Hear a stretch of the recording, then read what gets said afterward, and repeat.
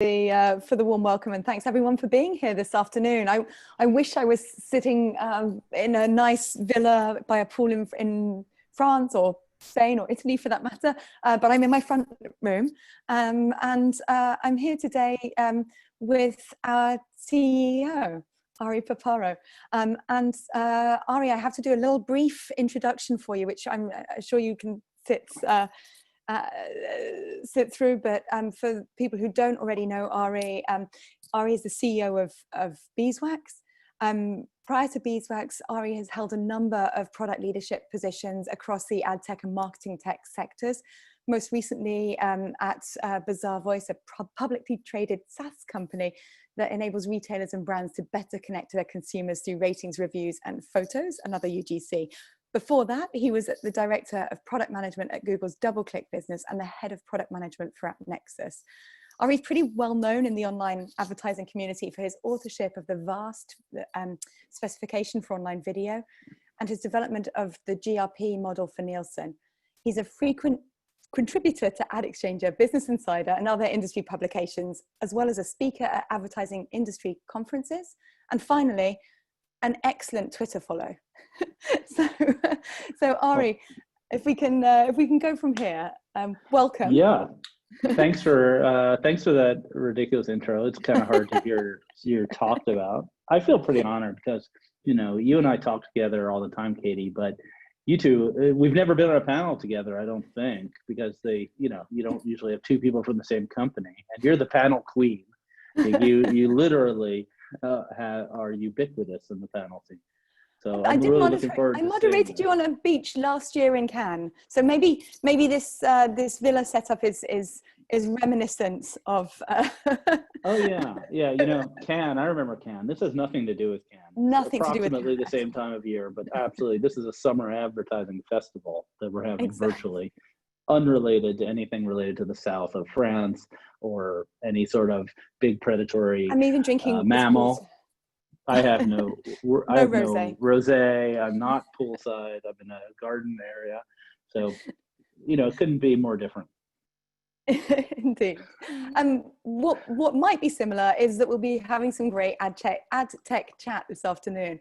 I'm really keen to start us off with talking a little bit about the wider sort of macro environment. I think many sections of our industry, marketing communications, have been really heavily impacted by the global pandemic. At Beeswax, we're now in the fortunate position where we've seen a return to sort of pre-COVID spend by our customers. But I'm really interested in your views on what the longer term impact of the pandemic might be on our sector as you see it currently. Yeah, sure. I think that the relationship between global advertising and GDP is pretty stable over a short amount of time. I think the analyst Benedict Evans, who's very well known, recently published an article on this that was very instructive, showing that it was pretty stable over 5 and 10 year periods. So the impact of COVID sort of has two immediate effects. The first one, which I think we all felt, was that industries that were hit by COVID hard, like travel and brick and mortar retail, had a sharp and significant decline in ad spend. That was, think of it as like an economic shock to the system. And that a lot of that spend has not come back. And if you are in that sector, you're probably not spending much. If you're a vendor that specializes in that sector, it's pretty painful. And we even have seen some analysts talk about how Google, who seems like an unstoppable force in advertising, may have a down quarter or may have some bad results because they have so much travel advertising. So that is what it is. Like basically, this vertical effect.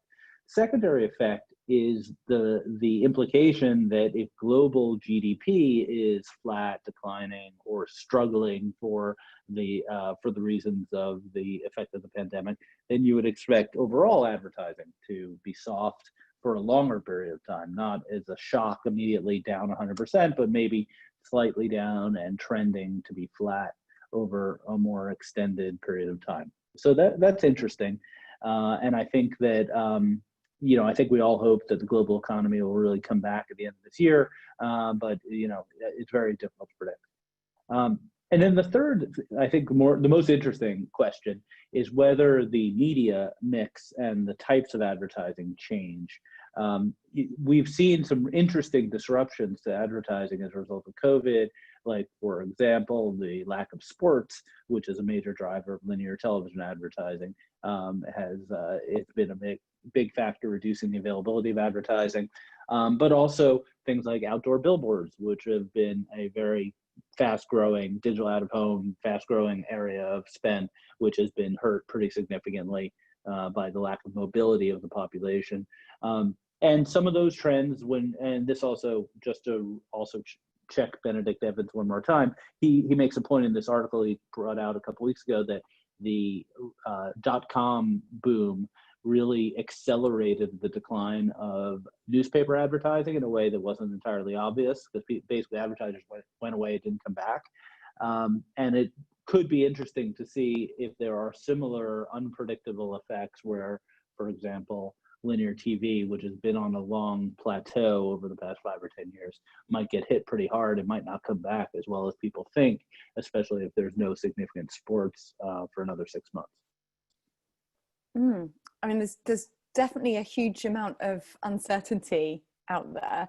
I think outside of the big sort of macroeconomic situation, there are some pretty specific, significant changes happening in the space. I'm thinking about the cookiepocalypse and the sort of challenges that we're seeing to identity. I think the changes that Apple announced 10 days ago or so now around mobile device IDs is going to be further disruption in that space.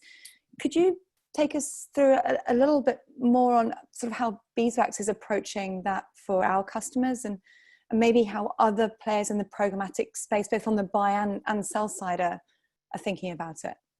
Yeah, I think that starting with the Chrome announcement in January, I think it was a wake-up call to the industry that we really needed to finally move beyond the cookie. It was a boiling frog problem where it took for 5 years or even 10 years. Anyone who was thinking about the problem realized that third-party cookies were going away, were not reliable, were an antiquated technology, and yet we weren't doing anything about it. And even when 30 or 40% of the market was unaddressable in Safari through ITP, we still weren't doing anything about it. And advertisers were sort of ignoring the problem, despite the fact that Apple iOS users are generally higher income, higher value consumers. So the Chrome announcement shocked us out of that complacency to some extent and made us, as an industry, more aggressively look at solutions using other methods. And this was already going on, but it really put the attention on either startups or bigger companies that were investing in this area. And a lot's happened over the last 6 months, where different solutions out there that have become, I would say, more production ready and have started to get some progress out there. Beeswax, we partnered with LiveRamp for their IDL solution, which is a sort of a hashed personal email, hashed personal data approach to identity. It's not the only approach out there. There are other vendors who also have ID sort of schemes for doing things. There are other vendors who are trying to allow optimization and targeting to work on first-party publisher data, which is much less likely to be blocked or interrupted by the browsers. And so all that's been the last 6 months. And then the Apple's announcement last week potentially bridges the problems, the Chrome problem, into the app world, which is a huge and growing portion of the advertising ecosystem. And there's a different set of potential solutions there, different set of opportunities there that are still kind of a little bit unknown, because I think there's still a bunch of questions around the effectiveness of those solutions in the app environment. So it's basically a little bit of a chaotic situation. I would say that we're out of the boiling frog mode, but we're still in the pot, right? No one's made the leap out of the pot. And I don't see personally, maybe other people do, but I don't see advertisers or their agencies putting out RFPs for, cookieless DSPs just yet. It's too early, or maybe it's too late. I'm not even sure. It's such a confusing situation. Katie, I'll turn it back to you. Have you seen any advertisers say, I'm looking for a cookieless DSP? I do know of one who's RFPing for identity solutions, which kind of is a halfway step there. Halfway step, right? So I think it's an opportunity. It's an opportunity for us to move on to a more sustainable, privacy-centric way of delivering personalized advertising and measurable advertising. But the world's, no matter how you slice it, the world's not going to be better from an ROI perspective than it was in the cookie world. It will not. I think that we should expect the value of digital advertising to have some headwinds because of this stuff. Because in the past things were easy and measurable. In the future they may be difficult and less measurable. And it's hard to imagine a world where it accelerates the use of digital techniques. I think it is a headwind, and we should acknowledge that. But do you think digital is perhaps judged more harshly, though, on the basis because all of this stuff has historically been possible? Yeah, I think it is, absolutely. I mean, if digital is still, even in the cookie environment, vastly more measurable and accountable than, say, linear TV. I think there's a bias among the media buyers and the marketers towards simplicity. And so in an environment where you can measure something sort of the same way you've measured it for 50 years and it's consistent, that has a big positive association with it, even if it's not as good or as granular as some other method. And I think there's a lot of dynamics about digital that work against it. Like in digital, anyone can create a website and put ads on it. And that's a great thing for democracy and for speech and for points of view, but it's a bad thing for the credibility of advertising, because you end up with these long tail websites that aren't very accountable and aren't very professional when it comes to ad load and viewability, etc. So it's a very difficult situation. I've been in digital advertising for almost 15 years, and before that I had a startup, and like the same dynamic's been going on since the late 90s. And it's kind of hard to square the circle on, digital has all this promise, all this measurability, all of this, accountability, but also it's messy and chaotic and there's fraud and other stuff. And it doesn't seem like the two can be reconciled unless you centralize and everyone just buys all their ads from Facebook and forgets about the digital world. And no one wants that. No. Dude, that's actually a really nice segue to the thing I was going to ask you to speak to a little bit next is really, in that world of things that digital gets dinged for, right? Recently in the UK, there was a big report released by ISBA into the programmatic supply chain. And we're increasingly hearing from brands and media companies who want to sort of take back control. What sort of advice would you offer to a brand who's currently reevaluating their partners?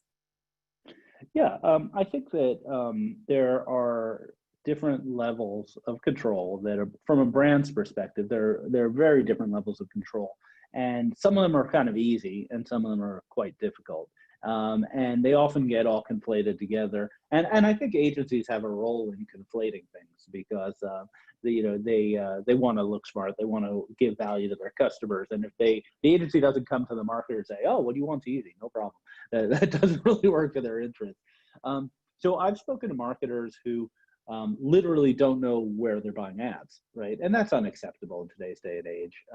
The ability to see a included list, we're not supposed to call them white lists anymore, so we'll start with a new terminology, an included and excluded list, the ability to understand deal IDs and how they're being negotiated, and where you're buying the ads. That is easy, and if it's not easy, I think someone's up to something. And so that's kind of, your first pass. Where am I buying ads? Who am I buying them from? This is not a difficult problem to answer. But then you get to the next level starts getting increasingly difficult, and you might say, first of all, sure, I'm buying this site, the FT, let's say, but where am I getting it from? Who are the intermediaries involved? in that transaction. And now the complexity is increased, and the simple answer of what exchange is coming on might only give you half the story. And this is where things like getting access to sellers.json, ads.txt, the related technologies, can be a lot more complicated. And I think that's where agencies are investing. I've spoken to many agencies who are starting to invest in sort of data warehouses around putting all that data together, but also asking your DSP for the raw logs so you can understand what seller IDs, publisher IDs, placement IDs are correlated with the sites you may be buying. And then the third level, and probably the hardest level, is what the ISBA report was getting at, which is where is the money flowing? Not just who the parties are, but how they're providing the media that you're buying. And this is where you may need log files, not just from your provider, but from the providers that they're buying from, the exchanges, publishers, et cetera. And that's an order of magnitude more difficult. In some cases, the exchange may not provide them, or may provide them with redacted data, or you may run into all kinds of other kind of issues. And so I think that the ISBA report was great for kind of showing that. I think a lot of the press coverage of the ISBA report, or the Twitter coverage, was a bit hysterical and overly excitable about the mysterious missing 15%. Oh my God, you know, right? This is yeah, it's kind of complicated to make it all work, but I think that the reality is that you're buying ads from a complex ecosystem of supply vendors, and they take a cut. Like, they're for-profit businesses, so of course they take a cut. So in sum, I would say there's not one answer on transparency. Marketers should be asking their agencies and partners for different levels of transparency. And, you know, if you really want to get the answers, you really need to look into the log files. So you should only really work with a vendor or a set of vendors that are transparent with their log files. No, that's super helpful. We've actually, just a brief plug, but we've actually got a panel at this exact same time tomorrow with brands from Nestle, from L'Oreal, and a few other places who are going to share their views on what brands really think about the future of programmatic. So I'll be asking them the same question, and interesting to see see if they're also following that same 3-stage route. How many panels are you on this week, Katie? Just 4. You know, super casual. I mean, you're getting trolled on my own interview.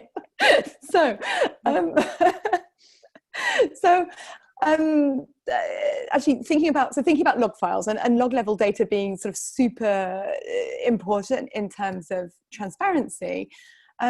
We're also seeing them being used for optimization, right? Most DSPs have some kind of level of custom optimization capabilities nowadays. And I think that sort of rise in automation seems to really being driving a lot more sort of innovation in media trading. I'd love to hear your thoughts on sort of where it goes from here. You know, with some traders perhaps struggling to get access to the data they need, whether that's sort of skill set or platforms' willingness to share, or simply just the cost of processing data. Kind of, are we at risk of a kind of a 2-tier ecosystem with sort of simple trading and then sort of custom opt? What do you? Yeah, it's a big topic. I mean, I think that I often talk to people who are not from this business, or from from a big tech company interested in ad tech, and their first assumption is always that the progress of bringing machine learning to ad tech should remove the need for people. And that's the assumption of someone from the outside world coming into the space, and it's interesting because that largely has not happened. As I think we all know, ad ops has become a very specialized skill. And traders and their ad ops counterparts on the publisher side are key parts of the ecosystem. And I think it's pretty clear that, except for the most simplistic KPIs, they do a vital job to making this world work. So you kind of have to ask yourself why. and why haven't they been eliminated?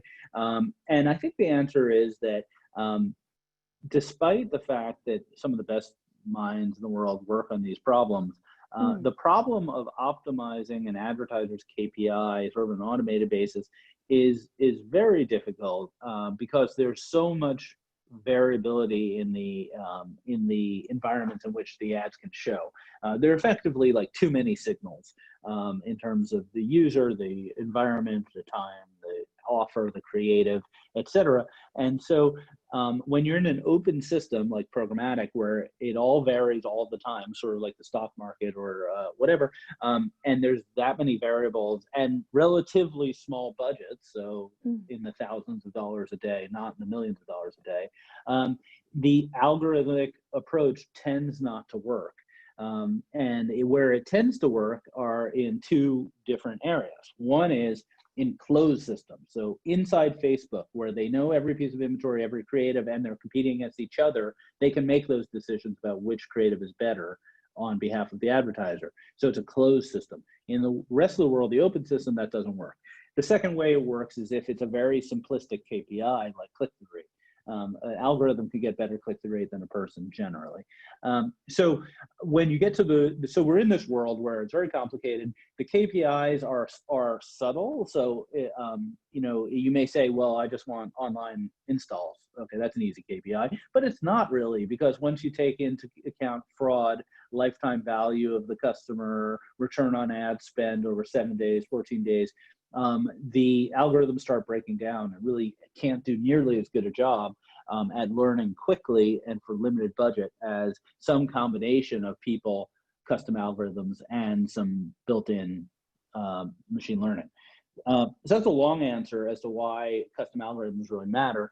How do you build a custom algorithm? Well, you need a couple things. First of all, you need to have a pretty good data pipeline so that data about whether you're actually hitting your KPI or not is coming back to the system and to the people, and that's often a challenge. Many big companies, we hear like, oh yeah, we have data in the silo, or we know what we want, but we really can't measure it, stuff like that, or we don't want to share that data with the vendors. Another interesting nuance. Like, we know what really matters, but there's no way I'm going to give even my agency that data. So that's the first thing, getting that data back. The second is that the platform actually needs to have the ability to let a relatively less skilled person, meaning not engineering, not C++ writing, to move the algorithm around. So that could be as simple as bid modifiers, or as complex as multivariate models, or something else in between. And then the third thing is that you need some raw data on which to project your KPIs. So if the only data you're getting is, you know, the impressions you won over the last 7 days and how many conversions you got, you can optimize that, but you're optimizing within a very narrow amount of data. Basically, it's the data you already have about what you already won. And if you optimize it too much, you're just going to win more of what you already won. And then you're going to have problems of reach and budget. What you need to have is the frame set of, first, here's what I won and what it was worth.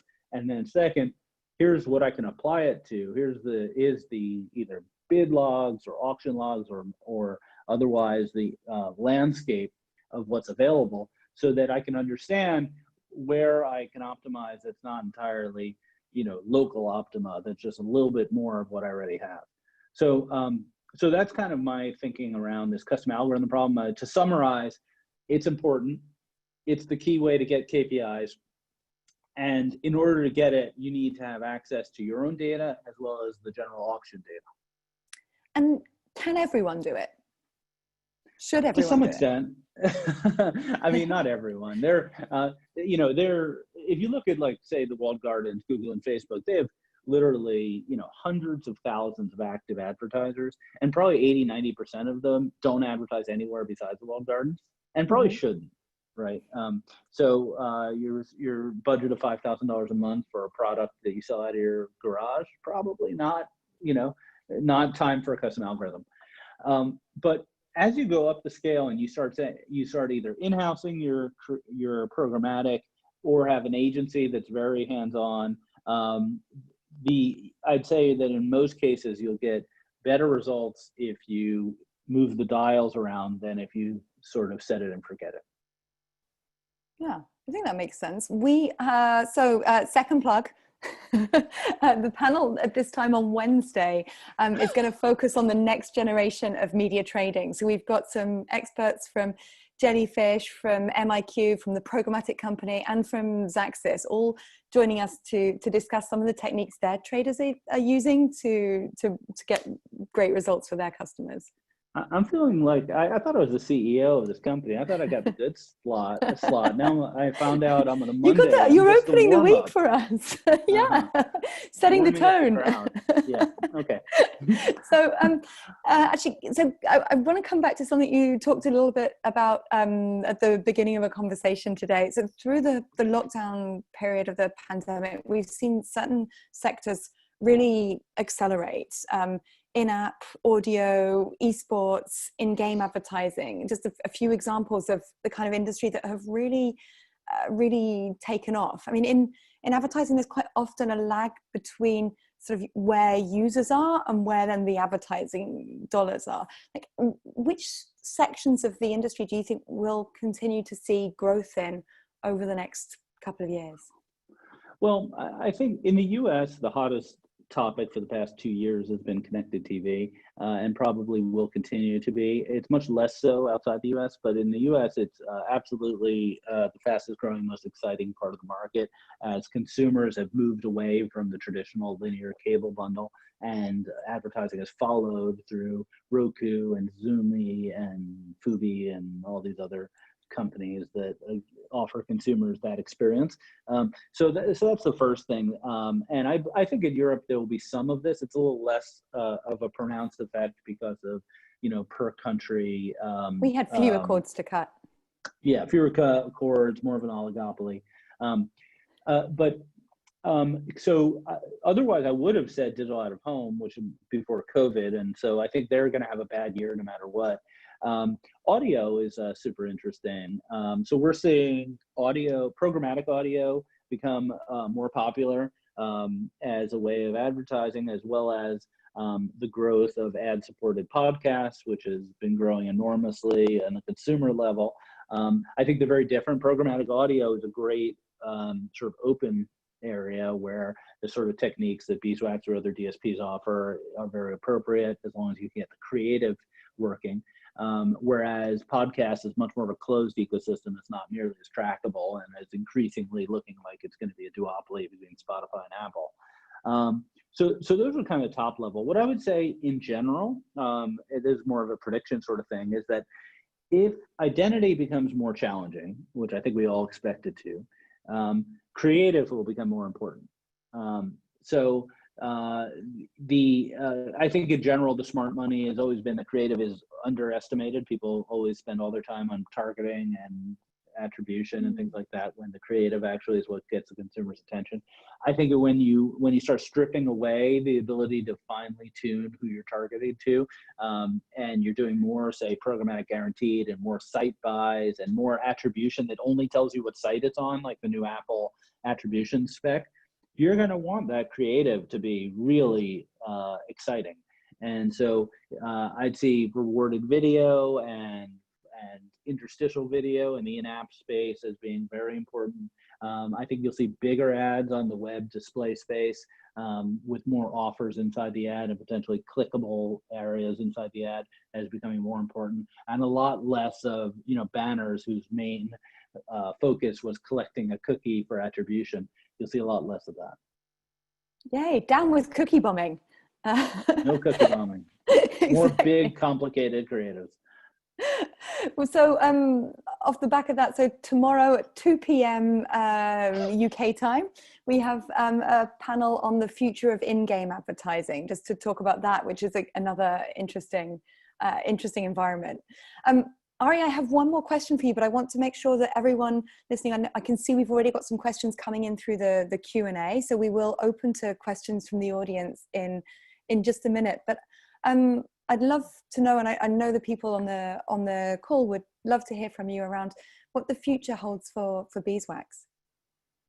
For Beeswax, That's my day job. I think that we're continuing on our mission to give the sophisticated advertisers tools to enable them to take control of their programmatic advertising.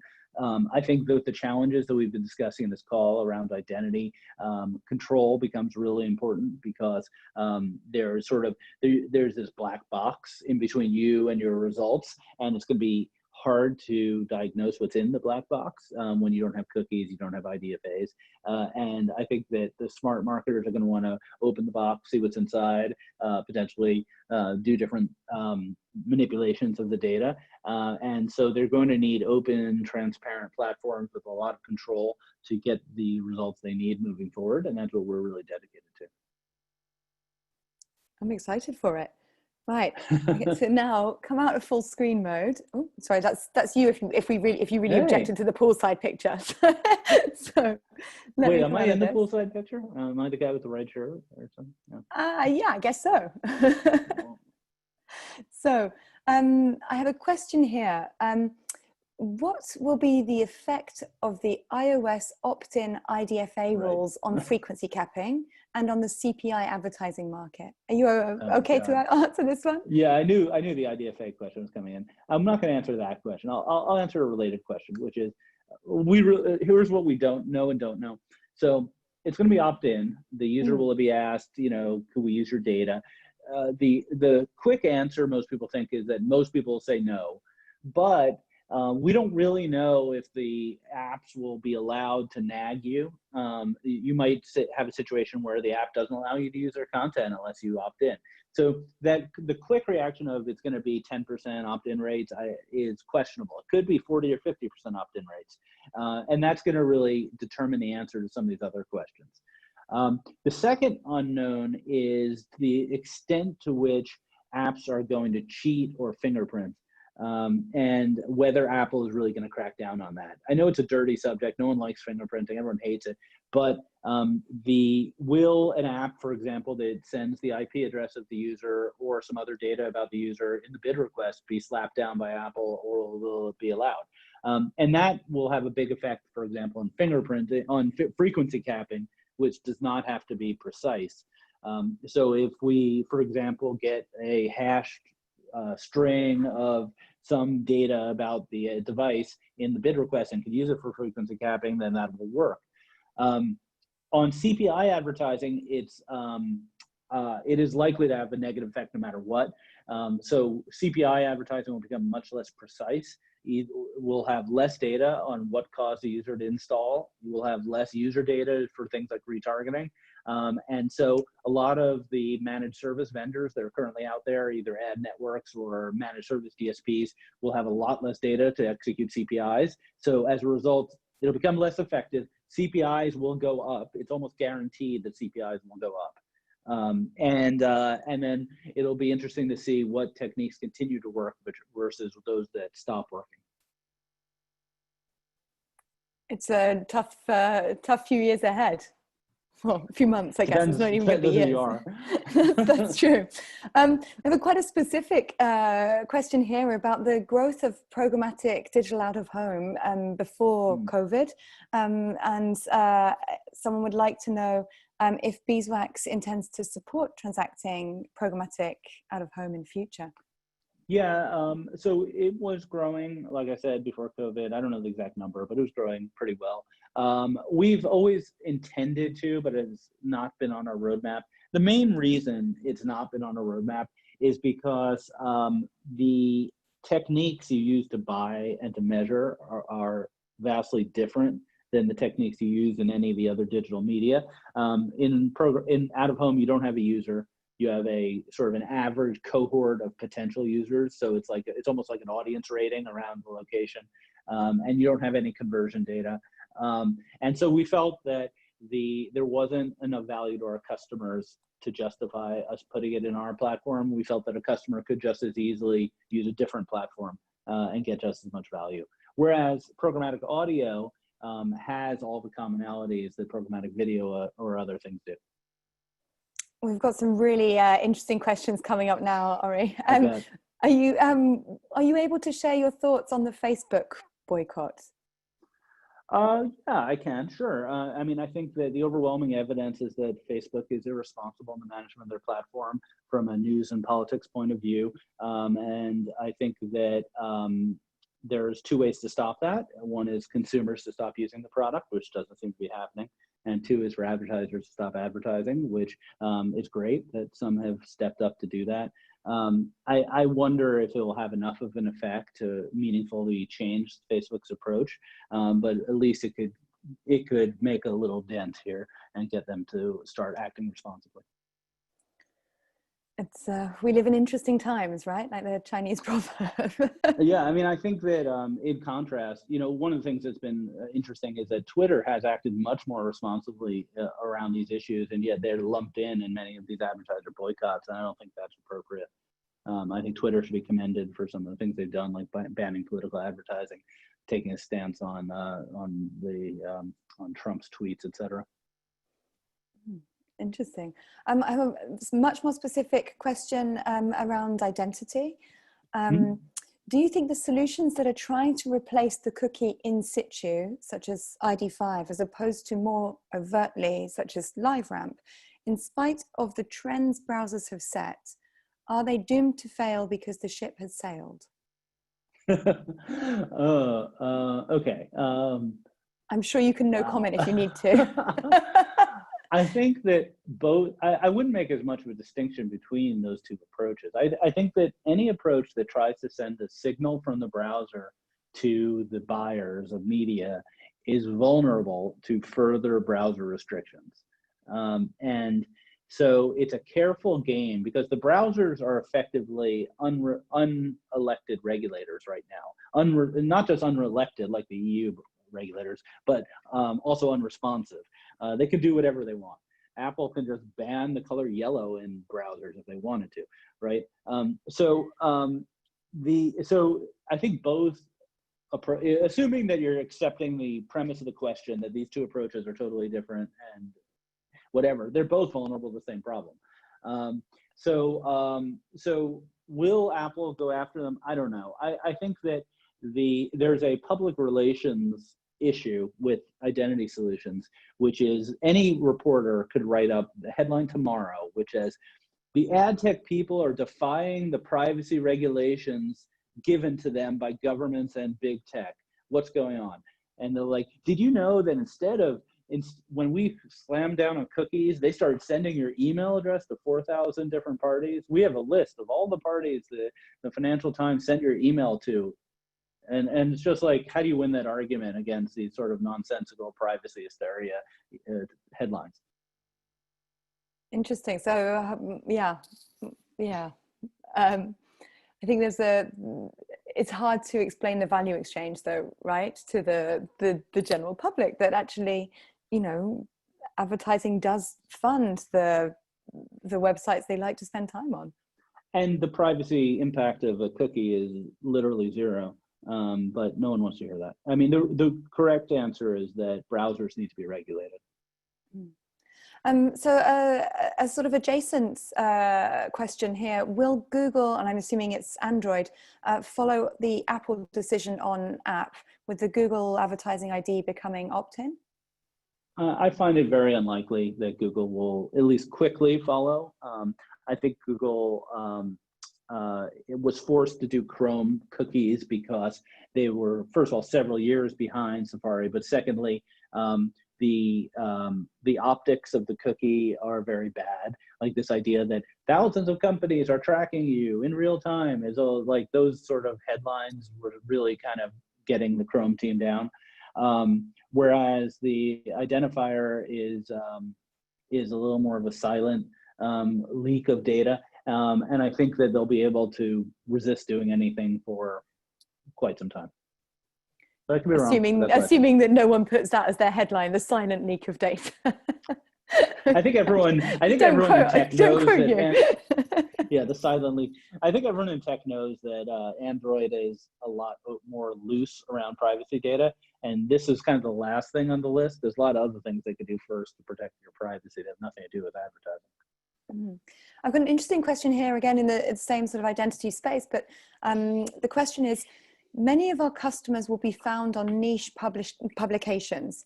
Is there wiggle room in the third-party definition as it stands if we were to set up direct relationships and use their retargeting cookie, i.e. the audience becomes devices who have visited publication.com in the last 90 days? Right, right. Well, I'm not in charge of the browser or the rules, so I'm a little bit probably the wrong person to ask.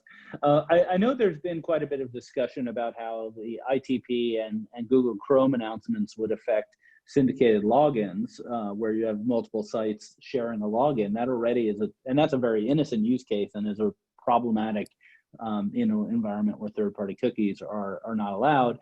I think that under the current Chrome proposal, OAuth would stop working. So there's some real issues that need to be worked out. As to that second question, I think there was a really good discussion of that by, I think Paul Bannister wrote some things up about that from Cafe Mom, where he was saying there's, what's the difference between, let's say, Fox News and Fox Sports sharing a cookie, where those are two very different websites with very different, or I think he gave a better example, which was Fox Sports and the Wall Street Journal. Like, there's no reason to believe those audiences know or care that they're owned by the same corporate entity, but they could share data, or they should be able to share data, versus a website of a web ad network of many small sites who also have the same ownership. And so those issues need to be worked out, hopefully to the benefit of those use cases. But right now, it's all banned. The next question is really similar to this, but publisher consortia. Are publishers coming together key to competing against? Oh, lost my headphones. Competing with walled gardens in a cookieless world. I think there's some real benefits to publishers consortia, especially in markets where the leading publishers have enormous reach. Probably less so in the US, but more so in Europe. I think they solve a couple of problems. The targeting problem gets helped a lot. So if you're in an environment without third-party cookies and you've got a bunch of publishers who all agree on a taxonomy of user data, and deal IDs, and maybe even shared user IDs for frequency capping, that could give the advertiser a lot of tools they don't have if you have to buy each publisher separately. Also, programmatic guaranteed could be a good another thing there. It doesn't solve all the problems, though. It doesn't solve attribution very well, because even if you have all the big publishers, you can't really tell what happened on the advertiser website. And if you're interested in this topic, I wrote a white paper on all the pluses and minuses of various identity options, and that's available on the Beeswax website. We'll see if we can share the link in the chat here. Yeah, I'm not sure. I don't have the link. Maybe Paul can enter it, but that has a pretty in-depth discussion of this issue.